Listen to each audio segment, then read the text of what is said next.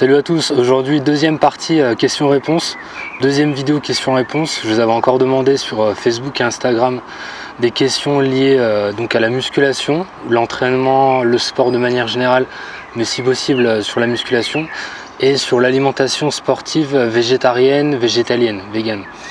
Donc voilà, je voulais juste te dire, il y a certaines personnes qui m'ont posé des questions qui étaient sur l'alimentation, mais qui étaient sur l'alimentation végétarienne, vegan, mais qui étaient générales en fait, des questions générales.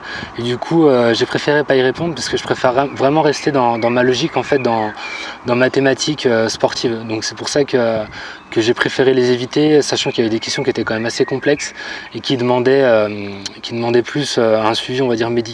Donc c'était juste la petite parenthèse vis-à-vis de ça, et on est parti.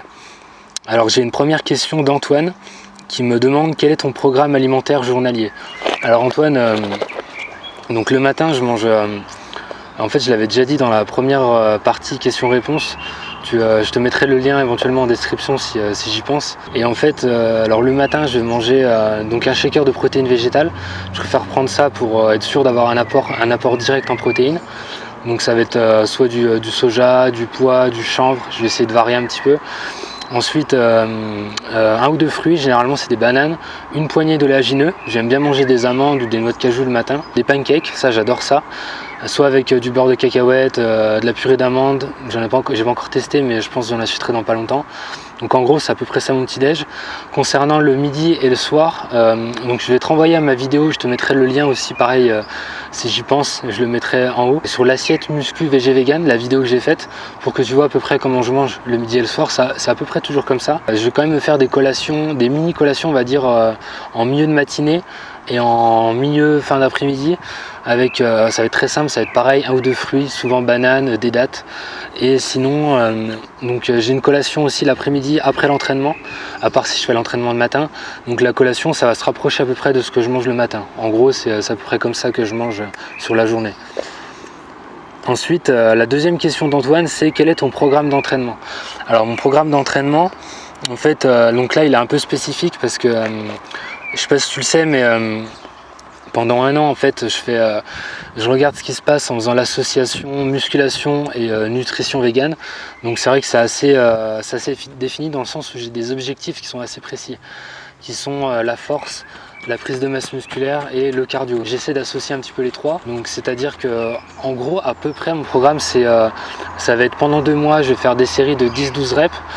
Donc pour viser plus la prise de masse musculaire. Après je vais passer sur du 8-10 reps on va dire, qui va être plus toujours sur la masse musculaire mais avec une notion un petit peu plus forte de force.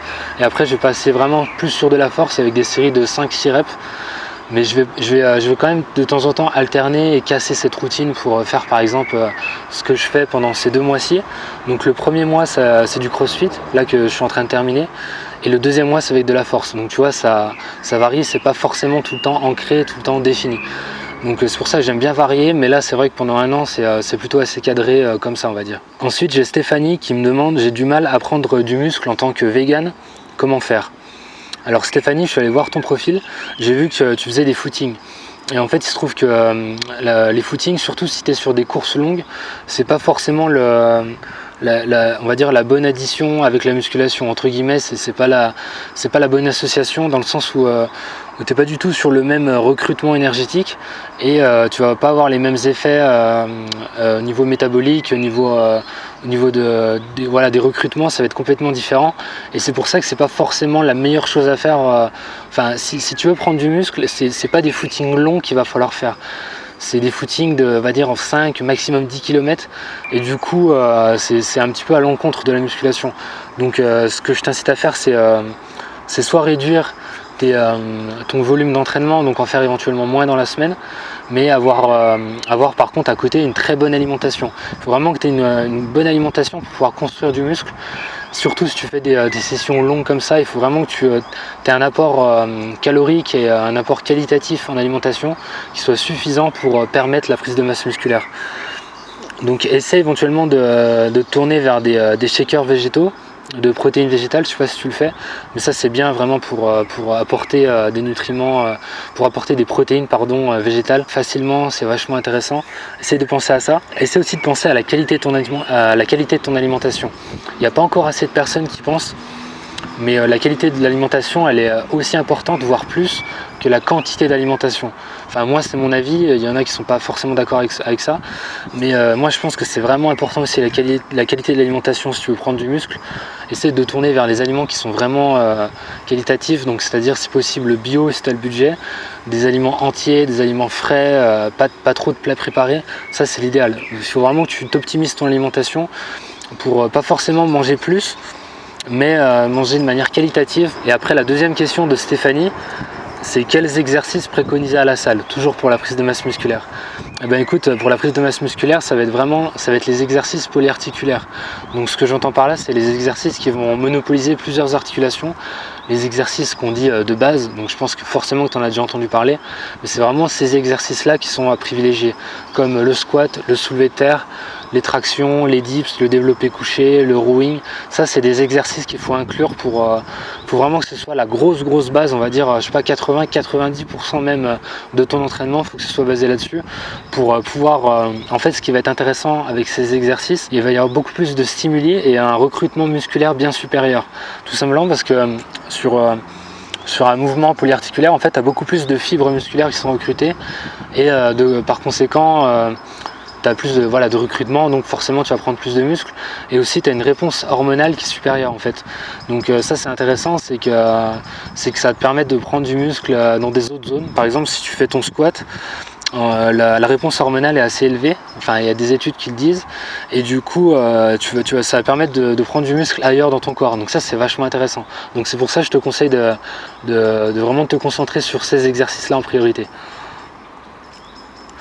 Après j'ai une bouquironneuse, je suis désolé j'ai pas trouvé ton prénom, qui me demande comment se nourrir assez avec les bons apports quand on est vegan et qu'on fait du sport 6 jours sur 7, voire 7 jours sur 7.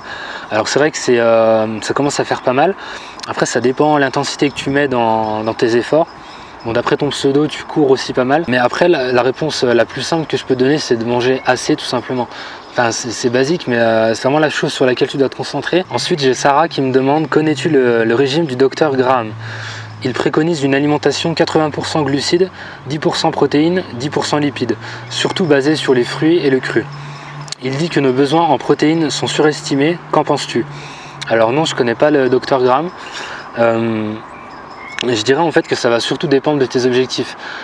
Si tu es dans des objectifs de musculation, je pense pas que ce soit la meilleure répartition. Je pense que tu n'as quand même pas assez de protéines et de lipides, et du coup que tu as trop de glucides. Je pense vraiment pas que ce soit la bonne répartition. Je pense que vraiment tu manques quand même un petit peu de protéines et de lipides. Essaie d'augmenter, de passer au moins sur 20% de protéines, minimum, grand minimum, 25% même. Lipides c'est pareil, c'est super important, mais les bons lipides, donc oméga 3, je pense que tu le sais. Donc je te disais, c'est que ça va surtout dépendre de tes objectifs. Si tu es en muscu, plus augmenter protéines, lipides.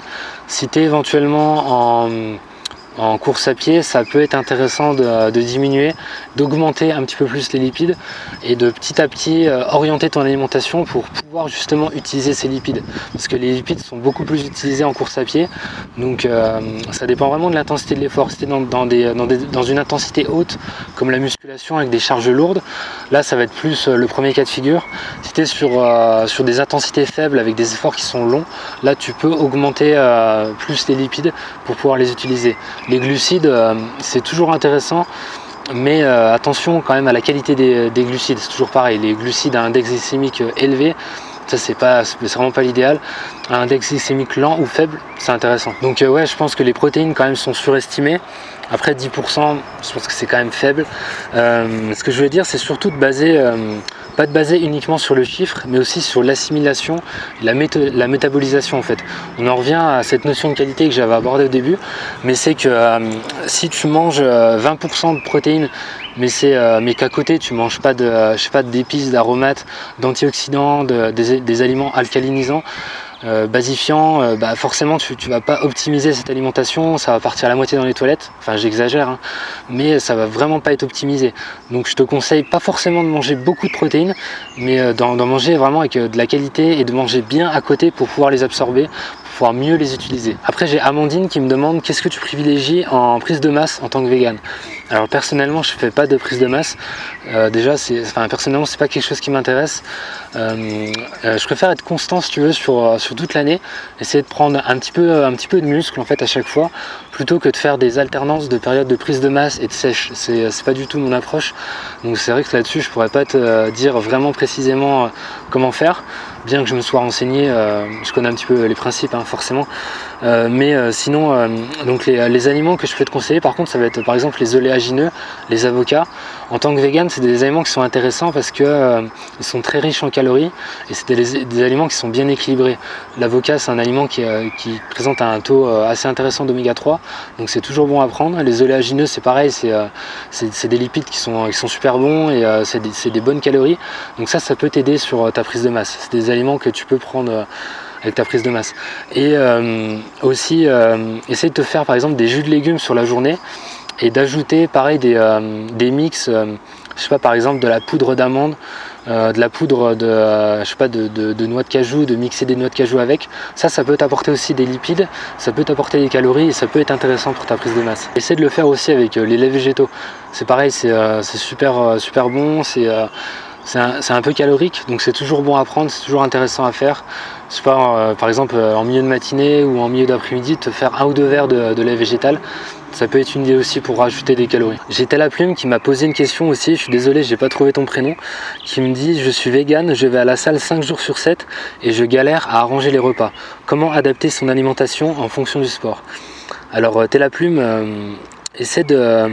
Donc si c'est une question d'arranger les repas, c'est très simple, hein, faut pas te prendre la tête non plus.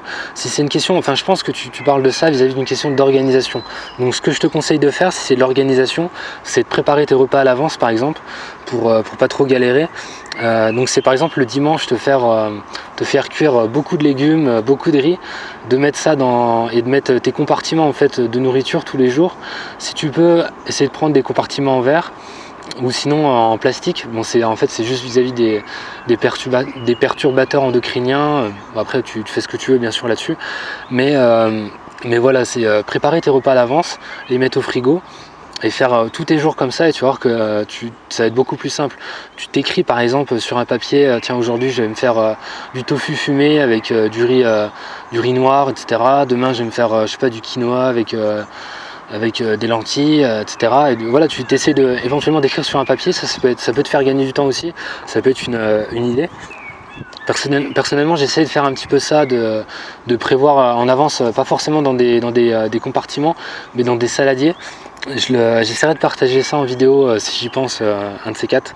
Après j'ai Camille qui me demande: est-ce qu'il est indispensable de manger le nombre de protéines qu'on est censé avoir besoin pour progresser dans les entraînements? Alors je suis désolé, je vais me répéter, mais c'est encore lié à ce que j'avais dit avant, parce que du coup ça se répercute un peu sur la question de Sarah, c'était un petit peu la même chose, et du coup je pense qu'il y a quand même un minimum à avoir, on va dire minimum, le grand minimum ça va être, on va dire, 1 gramme de protéines par kilo de poids de corps. Donc si tu fais 60 kg, ça va être 60 grammes de protéines par jour. C'est vraiment, je pense, le minimum pour espérer construire du muscle. Après, je pense qu'il y a la qualité aussi qui rentre en jeu, donc c'est pour ça que je disais que j'en ai déjà parlé avant. Mais la qualité, c'est pareil, c'est aussi important pour pouvoir optimiser, pouvoir assimiler les protéines que tu vas manger.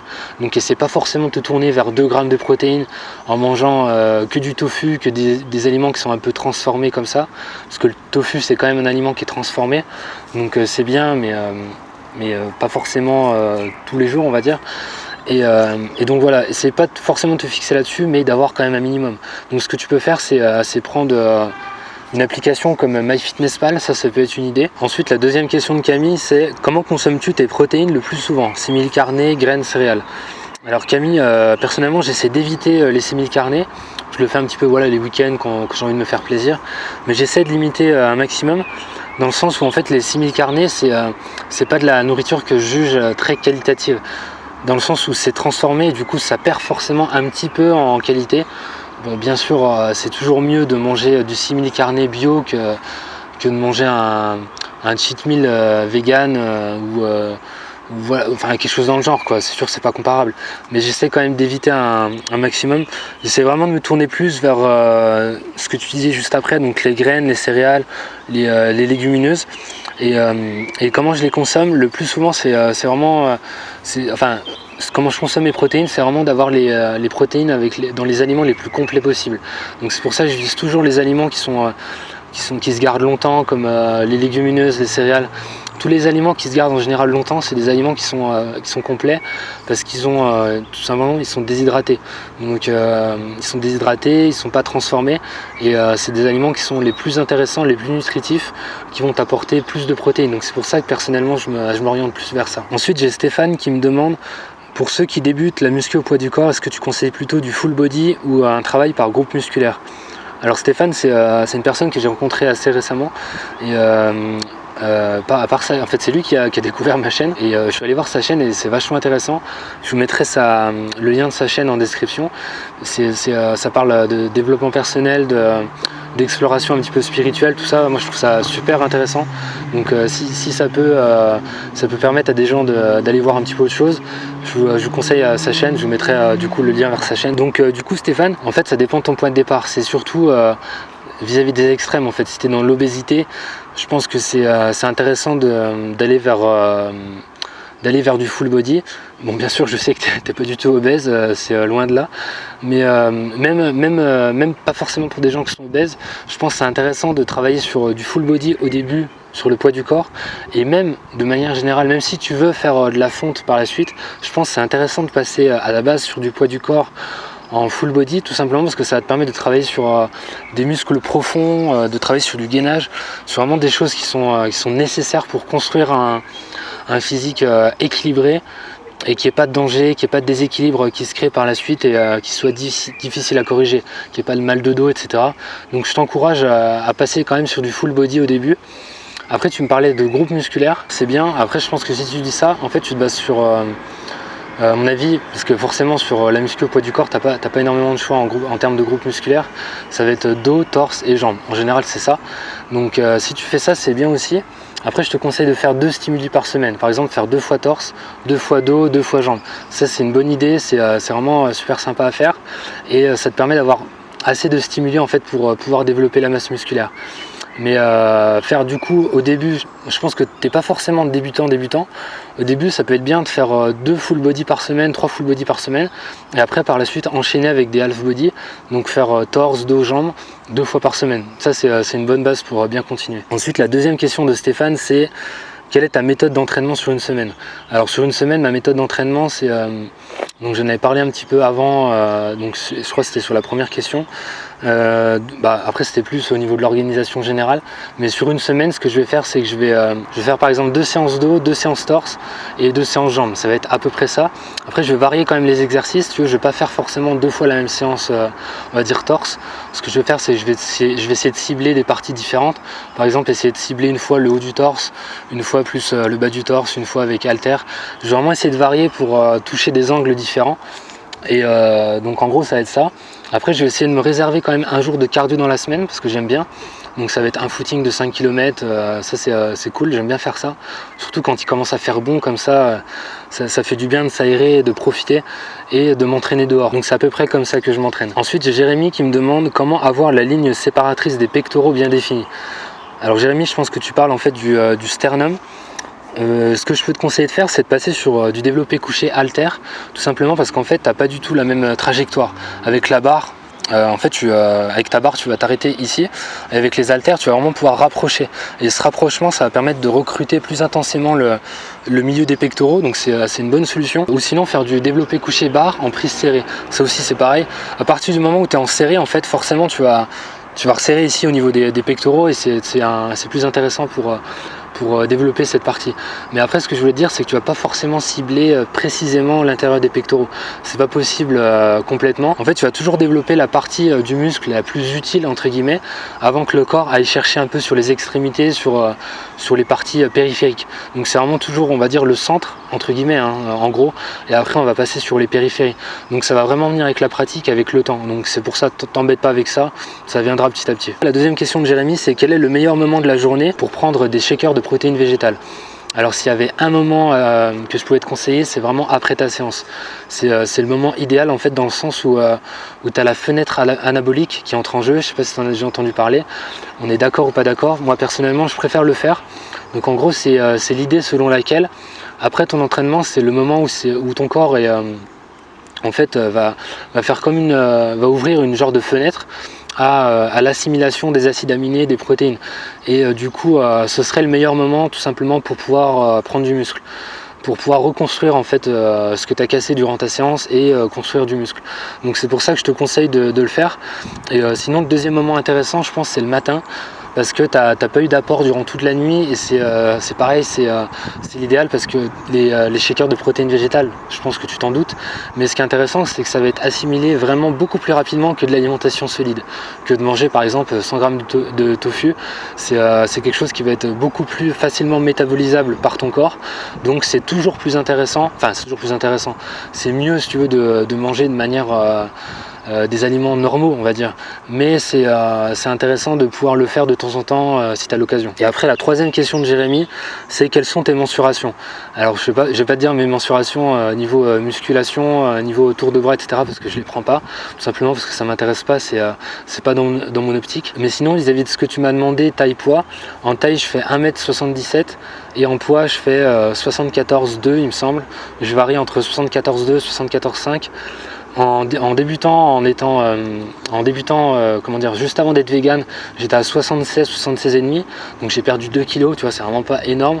Je pense que c'est quand même pas mal de la masse graisseuse, tu le verras sur, si tu as l'occasion, sur les photos, sur les comptes rendus que je mets sur mon blog, sur mon défi. Et donc voilà, je pense que c'est plus de la masse graisseuse. Il y a quand même, je pense, une petite part aussi, c'est sûr, de masse musculaire. Mais voilà. Après, j'ai Cindy qui me demande comment fais-tu pour t'entraîner en temps de canicule.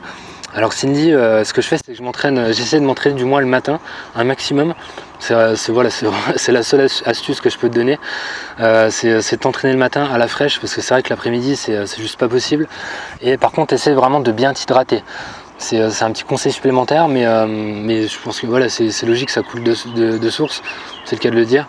Mais ce que tu peux faire aussi, c'est d'ajouter du sel dans ta gourde, surtout si tu fais des entraînements longs, parce que ça va te permettre d'éviter un danger, tout simplement. C'est dangereux de faire des entraînements longs, de s'hydrater et de ne pas avoir un bon équilibre au niveau des sels minéraux dans ton corps, et de t'entraîner du coup le matin, c'est vraiment une astuce idéale concernant la canicule. Et la deuxième question de Cindy, c'est comment gardes-tu la motivation? En fait, je vais te renvoyer vers la vidéo que j'ai faite sur la motivation si tu veux vraiment des conseils poussés, parce que j'en ai parlé pendant, enfin poussés, c'est des pistes on va dire. Et sinon, personnellement, ma source de motivation principale, c'est tout simplement le plaisir dans l'effort en fait. Si vraiment tu veux avoir la motivation, il faut que tu prennes toujours plaisir à faire ce que tu fais. Il faut toujours que tu aimes ton sport. Donc si c'est pas ton bon sport, si le sport te plaît pas, essaie d'aller vers autre chose éventuellement, mais je te conseille de toujours faire quelque chose qui te plaît. Essaye par exemple, si tu fais de la musculation, que ça te plaît pas, la musculation traditionnelle, de te diriger vers une autre discipline, de faire, je sais pas, du crossfit, de faire de l'haltérophilie, j'en sais rien, il y a vraiment plein de disciplines.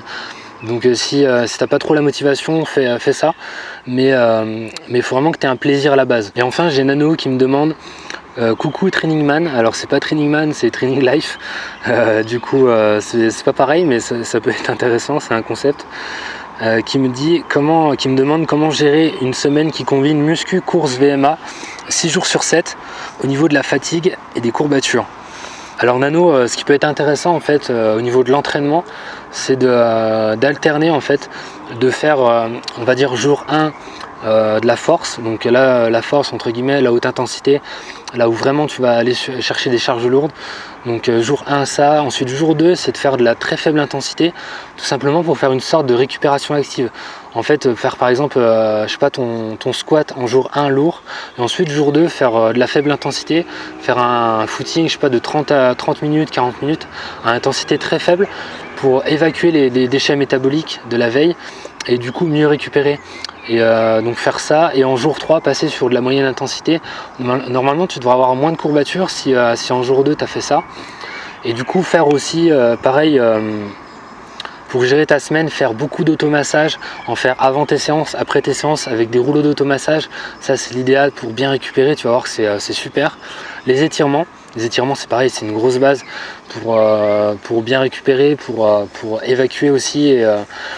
Du coup, n'hésite pas à regarder mes 2 vidéos éventuellement sur les étirements.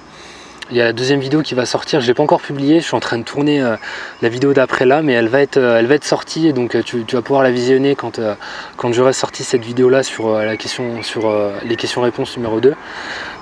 Donc regarde ça sur les étirements. Et sinon au niveau des courbatures, ce que tu peux faire aussi, c'est pareil, boire beaucoup d'eau, bien t'hydrater et avoir une bonne alimentation. Une bonne alimentation, c'est vraiment la base aussi pour pouvoir gérer tout ça. Beaucoup d'antioxydants, des aliments à base de chlorophylle, manger du vert, manger varié, manger beaucoup de fruits et légumes. Ça, c'est vraiment des bases pour pouvoir hydrater ton corps et pouvoir l'aider à récupérer de ta semaine qui est assez intense. C'est vraiment une hygiène de vie globale à mettre en place. Ok, donc c'est terminé pour moi, merci pour vos questions. Donc pour les personnes qui regardent la vidéo, qui voudraient me poser la prochaine fois une question, n'hésitez pas à me rejoindre sur Facebook et Instagram.